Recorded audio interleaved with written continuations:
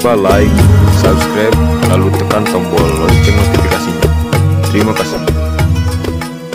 Memang dijelaskan oleh Rasulullah SAW dalam hadis. Rasulullah bersabda, "Mathalul mu'min mathalul jasad, idza ishtaka minhu 'udwun tada'a sa'irul jasad bis-sahri wal humma." Nabi besar Muhammad beliau bersabda, perumpamaan seorang mukmin, mathalul mu'min fi tawaddihim wa ta'atufihim wa tarahumihim. Perumpamaan seorang mukmin di dalam saling mencintai, di dalam saling menyayangi, di dalam saling tolong-menolong, di dalam saling membantu, itu bagaikan perumpamaan satu badan, bagaikan satu badan, bagaikan satu tubuh, bagaikan satu jasad. Apabila ada sebagian daripada anggota tubuh, anggota badan yang merasakan sakit, maka seluruh anggota tubuhnya akan merasakan sakit.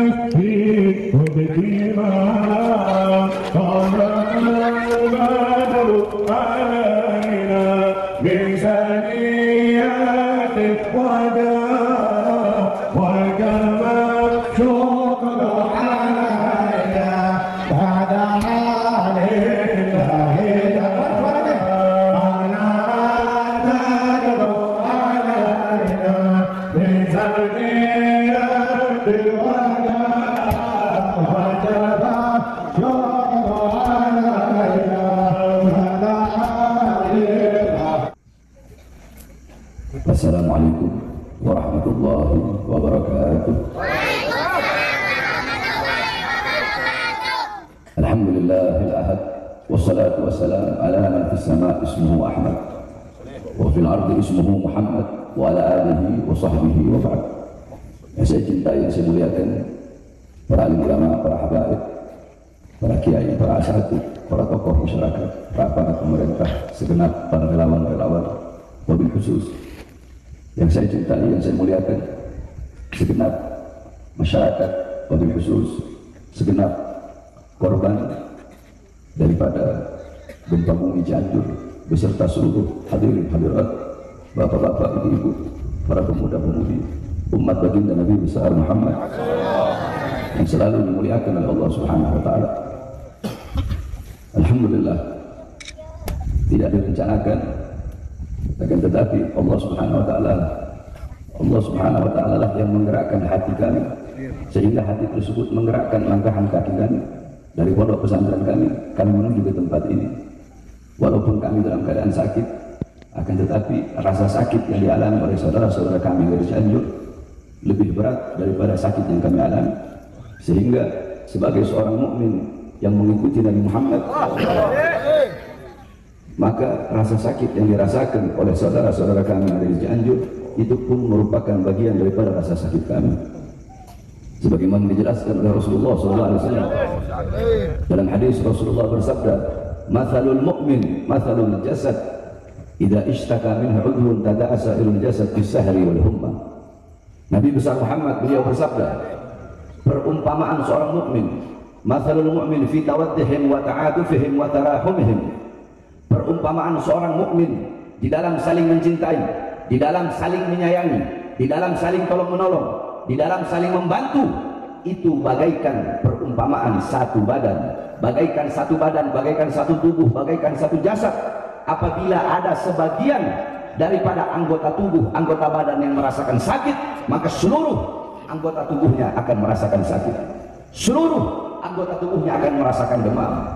Apabila kelingking kita sakit, tidak mungkin hanya kelingking itu saja yang sakit, seluruh dari ujung rambut sampai ujung kaki akan merasakan rasa sakit yang diderita oleh kelingking tersebut.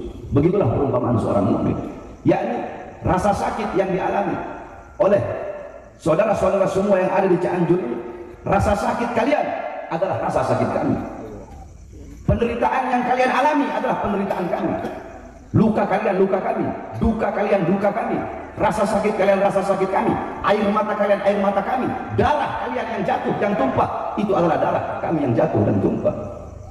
Saudara-saudara yang kehilangan harta benda sama seperti kami kehilangan harta benda kami. Saudara-saudara di sini yang kehilangan anak-anak yang menjadi yatim yang kehilangan orang tuanya, orang tua yang kehilangan anaknya sama seperti kami kehilangan anak-anak kami dan kehilangan orang tua kami. Istri-istri yang menjadi janda yang kehilangan suaminya, suami-suami yang kehilangan istrinya sama seperti kami kehilangan istri-istri kami dan kehilangan suami-suami kami.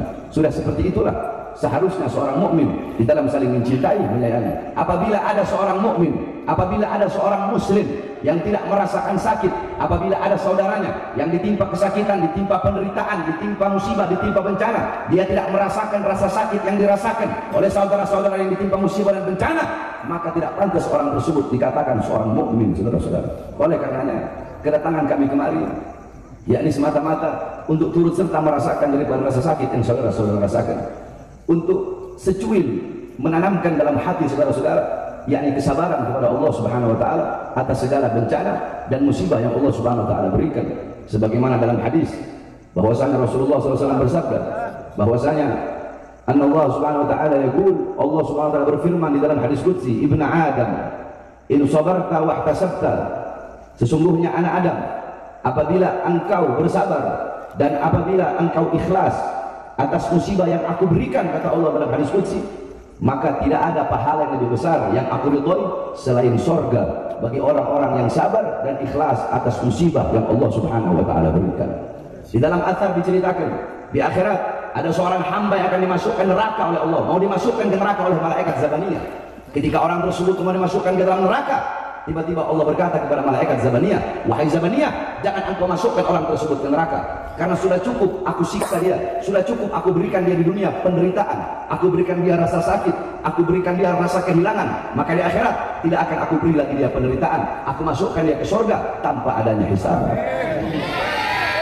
Dijelaskan oleh para ulama, an-sabra yusayyirul abida muluka, sesungguhnya kesabaran, keikhlasan di dalam menghadapi sesuatu itu bisa menjadikan seorang budak bisa menjadi raja karena kesabaran.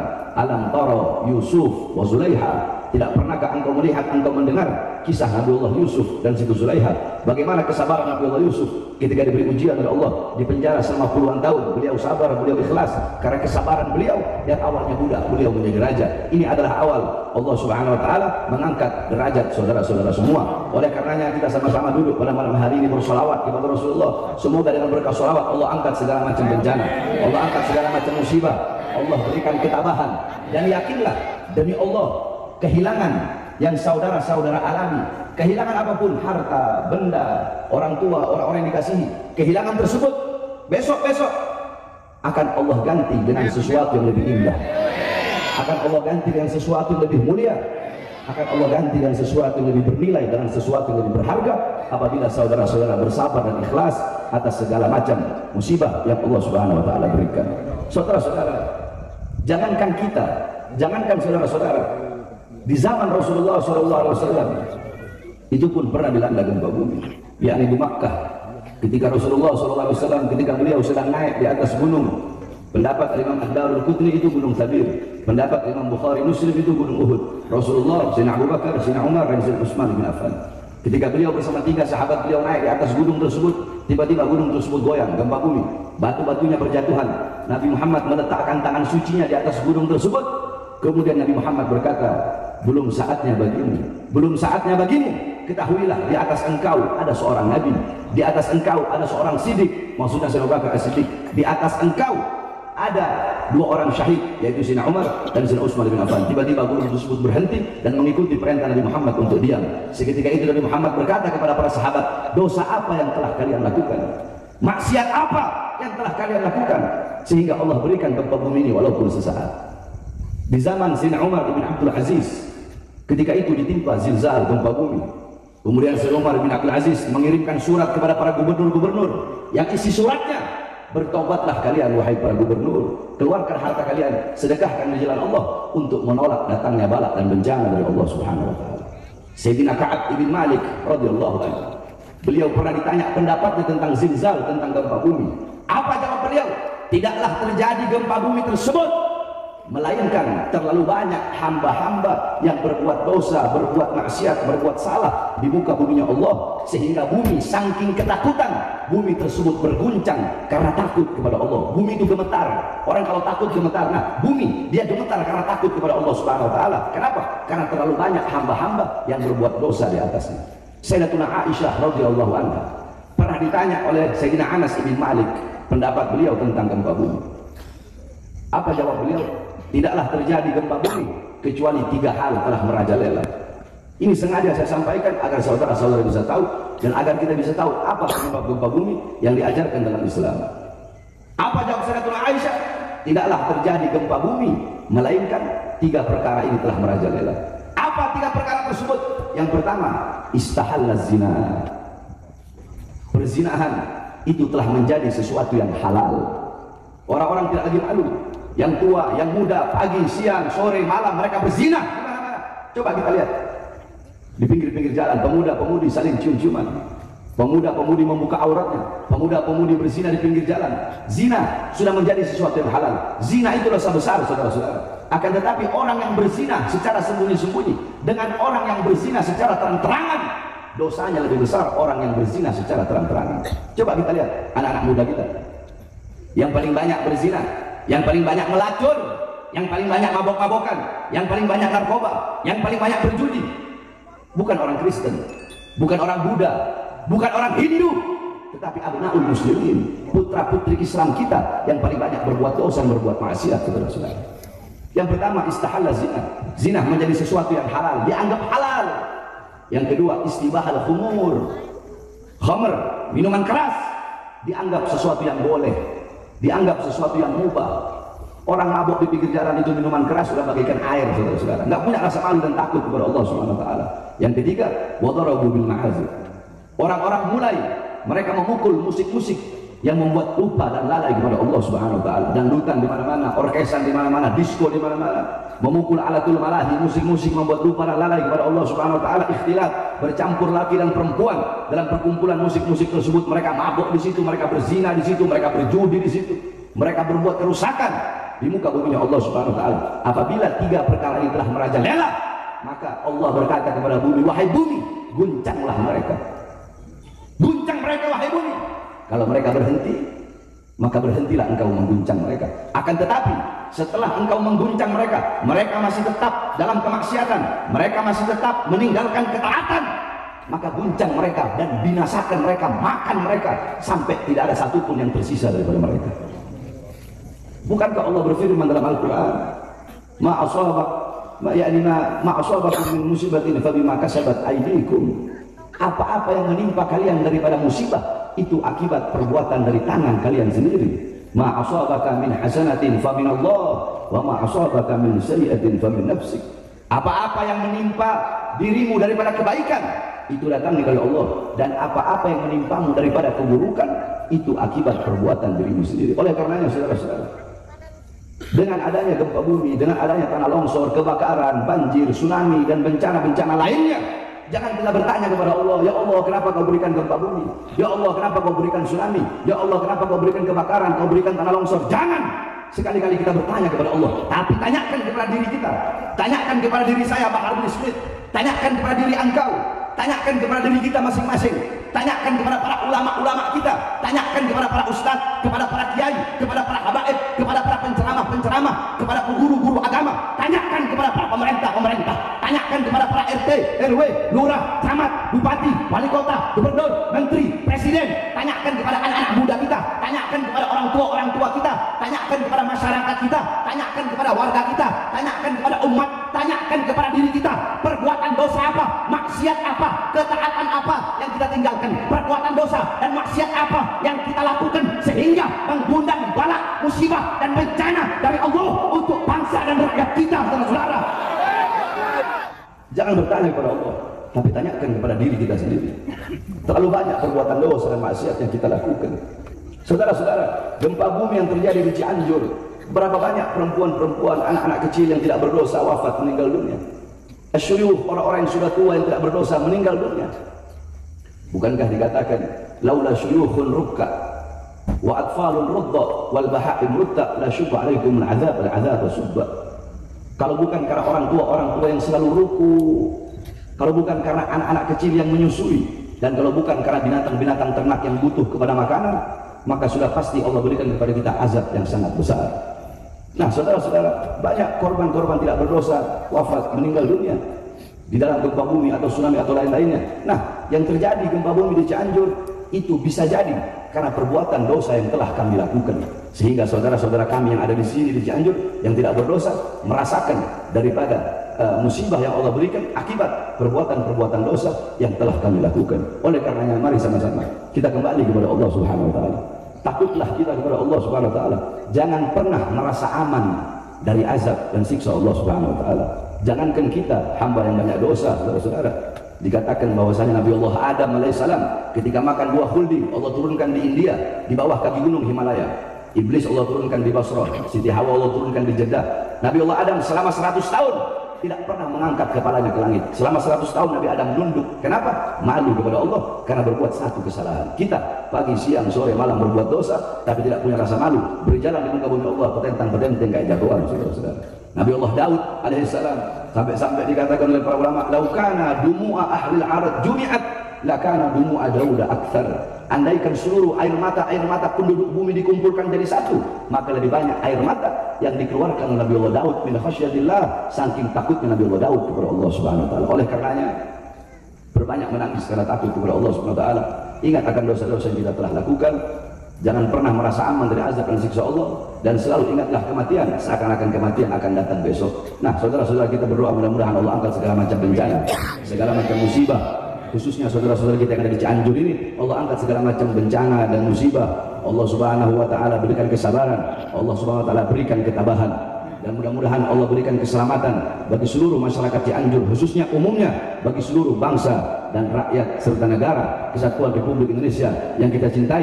Mudah-mudahan Allah angkat segala macam bencana, Allah angkat segala macam musibah, Allah berikan keamanan, Allah berikan keselamatan, Allah berikan kemakmuran, dan Allah berikan kejayaan, Allah berikan ridhonya, Allah berikan rahmatnya, selalu Allah pandang dengan pandangan kasih sayang bagi khususnya masyarakat Cianjur dan umumnya bagi seluruh bangsa, rakyat, negara kesatuan Republik Indonesia. Amin, amin ya rabbal alamin.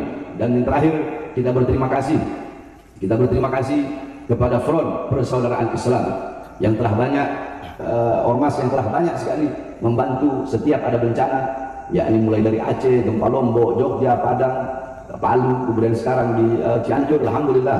Yakni mungkin pemerintah bisa membubarkan ormas FPI, akan tetapi demi Allah siapapun tidak akan pernah bisa untuk menghilangkan, membubarkan daripada semangat juang Front Persaudaraan Islam untuk membantu sesama saudara Islam dan sesama saudara sebangsa dan senegara kesatuan Republik Indonesia. Maka oleh karena itu kita doakan juga mudah-mudahan para relawan dan laskar daripada Front Persaudaraan Islam selalu Allah berikan ketabahan, Allah berikan kesabaran, dan Allah berikan kekuatan, Allah perkuat langkahan kakinya di dalam berjuang di jalan Allah Subhanahu wa taala. Amin, amin ya rabbal alamin. Dan yang terakhir, wasiat saya bagi seluruh masyarakat Cianjur dan bagi seluruh ormas-ormas Islam, bahwasanya bencana yang dialami oleh masyarakat Cianjur itu bukan hanya dirasakan oleh kita sesama umat Islam saja. Mungkin ada orang-orang di luar Islam yang dimana mereka ingin membantu, yang dimana mereka ingin turut ingin menghilangkan kesedihan atau turut ingin membantu baik dengan makanan, minuman, tenda atau apapun. Maka dalam Islam hukumnya bisa diterima, saudara-saudara. Itu dalam Islam hukumnya bisa diterima. Oleh karenanya kalau ada siapapun di luar Islam, mau Kristen, mau Buddha, mau Hindu, ingin membantu, hukumnya tidak apa-apa untuk diterima. Tidak apa-apa untuk diterima. Itu hukum dalam Islam. Sebab Islam hitam-hitam, putih-putih. Bisa-bisa, enggak. Itu hukum dalam Islam. Jadi jangan sampai ada beberapa orang yang berbuat hal-hal yang dimana hal tersebut bisa merusak daripada nilai-nilai Islam. Oleh karenanya sekali lagi saya sampaikan, siapapun yang berada di luar Islam yang ingin membantu, maka hukumnya boleh bagi masyarakat muslim khususnya yang ditimpa bencana untuk menerima bantuan tersebut. Mudah-mudahan Allah Subhanahu wa taala selalu jaga kita semua. Allah pandang dengan pandangan kasih sayang, dan selalu kita semua Allah berikan kesabaran serta Allah berikan ketabahan. Ini saja yang dapat saya sampaikan, dan terakhir saya minta doa khususnya kepada saudara-saudara masyarakat Cianjur. Mudah-mudahan ya ini saya 1 bulan sakit, mudah-mudahan Allah angkat penyakit saya. Mudah-mudahan Allah sehatkan. Saya yakin doa dari para saudara-saudara pasti dikabulkan oleh Allah Subhanahu wa taala. Ini saja sedikit nasihat bagi diri saya dan bagi saudara-saudara, mudah-mudahan bermanfaat. Wal afu minkum. Wassalamualaikum warahmatullahi wabarakatuh. Terima kasih.